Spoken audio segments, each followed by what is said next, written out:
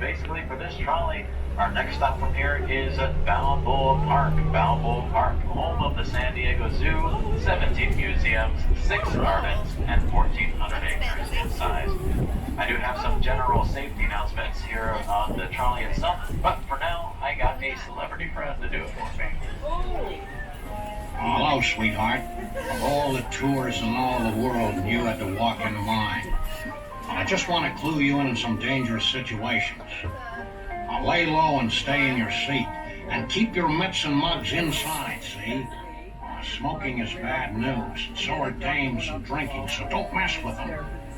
You may not believe me now or tomorrow, but someday for the rest of your life, you'll know that I'm right.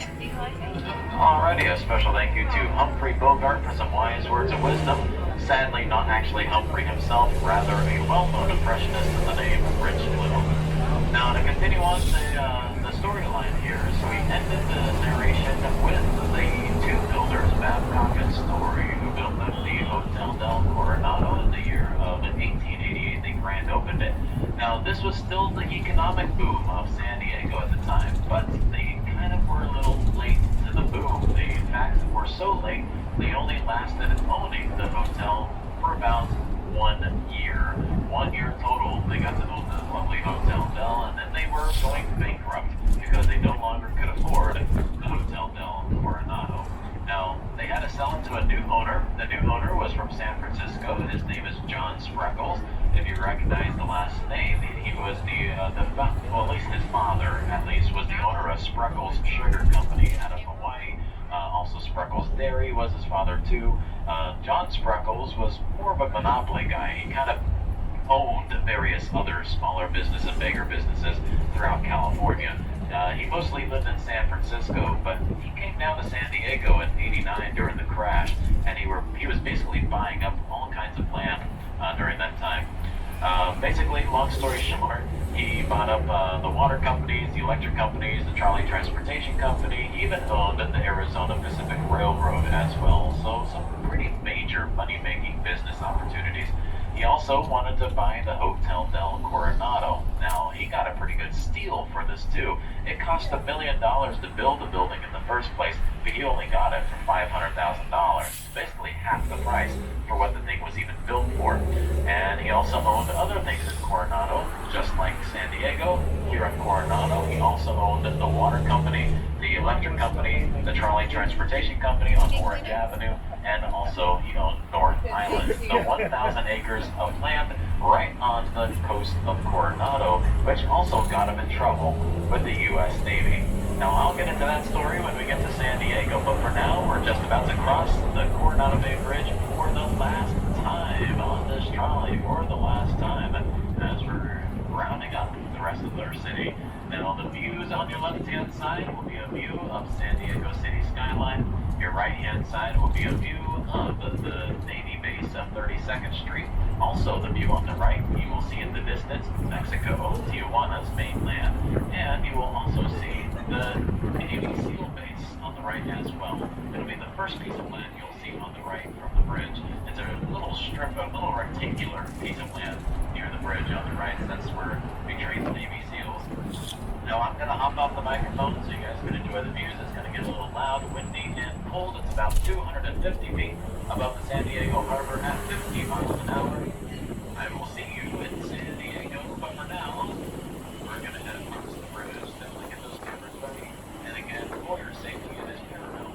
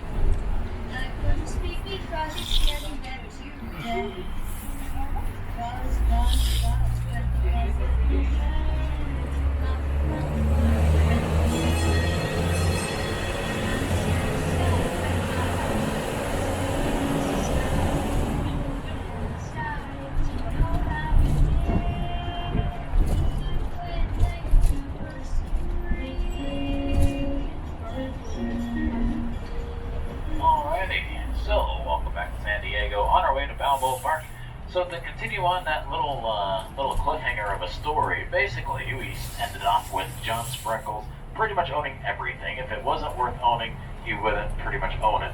And so he bought a piece of land in Coronado, 1,000 acres in size, right on the water. It's called North Island, Coronado. Now in 1917, the U.S. Navy wanted to take it over as an official Navy base. Well, they found out in their financial records throughout the months that they were paying a fee every month to John Spreckles to own the land.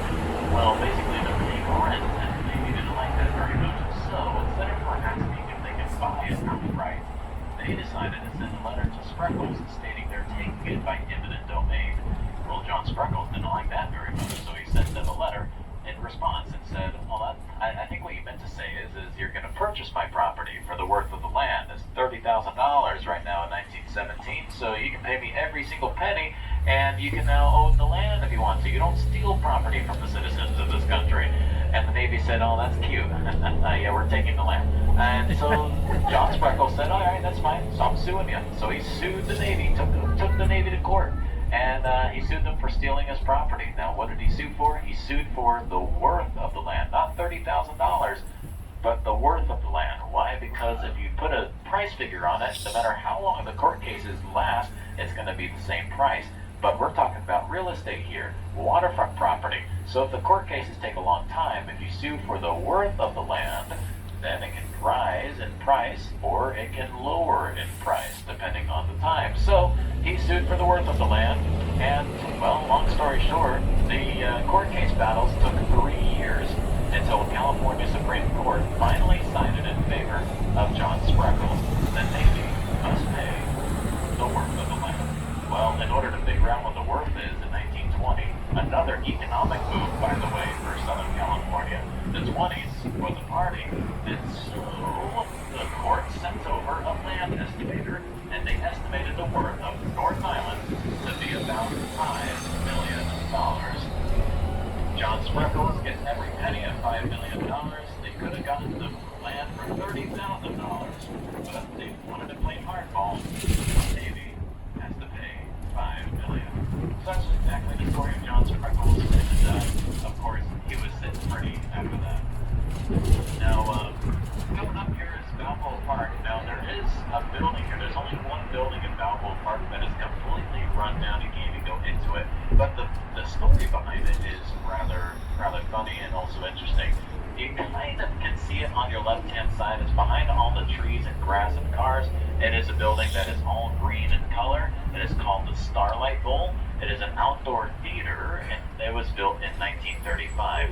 Now, the theater was built in this part of the park in order for people to enjoy, you can now see it better on your left, to enjoy musicals and productions of all kinds underneath the starlights of San Diego's night sky. It was a great idea, but why did they go bankrupt?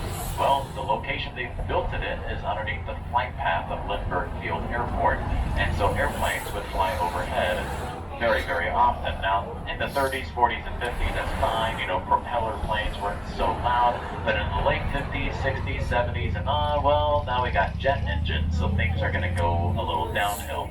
Well, the theater closed very quickly, but the remaining couple of years that they had to deal with jet engines, they really tried their best to incorporate the airplane noise into their musicals to make it more entertaining rather than annoying. And it kind of worked for a few times, but it just got really just irritating after a while. What they did was they played a game of red light, green light, basically.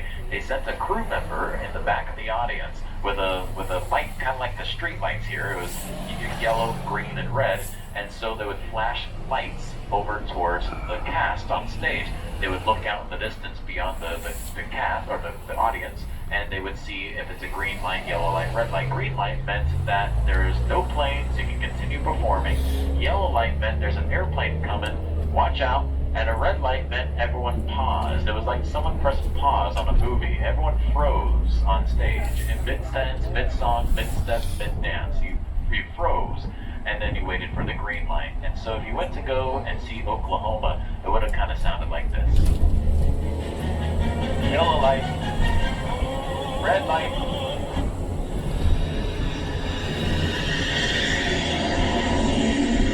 green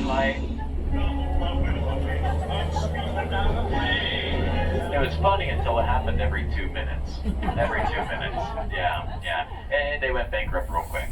Now, the left-hand side of our stop is home to the Air and Space Museum, Car Museum as well, and on the right-hand side we have the Spreckles Oregon Pavilion and also the Art Museum, Science Museums, Natural History Museum. The San Diego Zoo, of course, is behind us to the left, about a nice 15-minute walk away. So welcome to Balboa Park.